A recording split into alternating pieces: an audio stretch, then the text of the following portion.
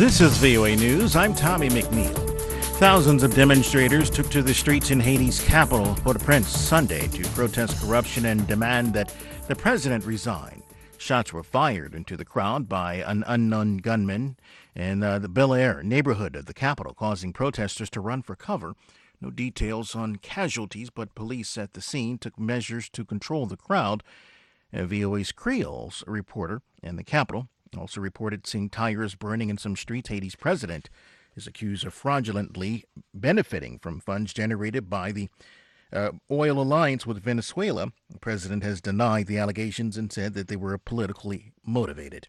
Thousands of New Yorkers gathered on Fifth Avenue Sunday to take part in the city's annual National Puerto Rican Day Parade, where Governor Andrew Cuomo announced he's appointing a commission to oversee the construction of a memorial to the victims of the 2017 hurricane that devastated the U.S. territory. We're going to have a permanent memorial so people never forget what happened to Puerto Rico, and they never forget the disrespect that this nation showed the people of Puerto Rico, and that it will never happen again. Parade also memorialized the victims of Hurricane Maria with some floats and signs displaying the number 4,645. That number refers to a Harvard study that estimated that the number of deaths that could be attributed to Hurricane Maria.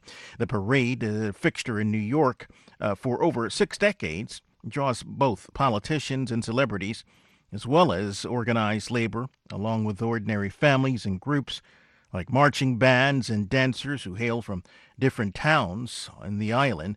Again, thousands of New Yorkers gathering on Fifth Avenue to take part in the city's annual National Puerto Rican Day Parade. This is VOA News. Boris Johnson says that he threatened to withhold nearly $50 billion in outstanding liabilities owed by the United Kingdom to the European Union if he replaces Theresa May as the next British Prime Minister. Reuters' Francis McGuire has that story.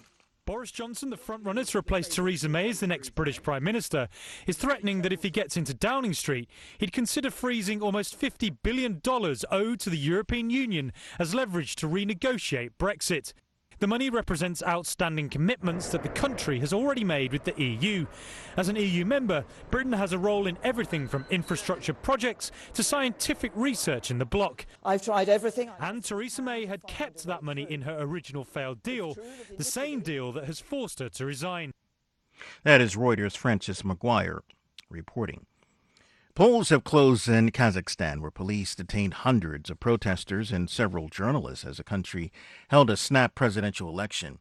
The ex-president Nursultan Nazarbayev has handpicked a successor who is expected to win easily. More than 100 protesters were detained in the city as they called for a boycott of the election. Bhutan has taken steps toward becoming the latest South Asian nation to decriminalize homosexuality.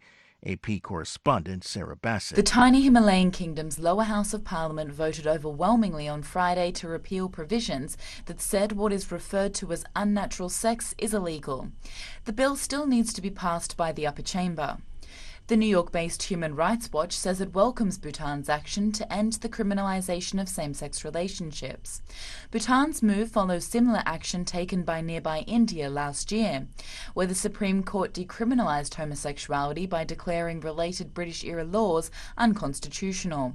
I'm Sarah Bassett.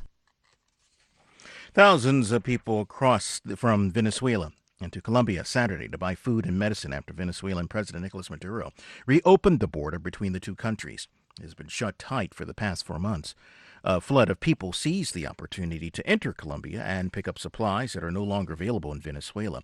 Venezuela's borders have been closed since February, when the political opposition tried to deliver food and humanitarian aid to the people of Venezuela.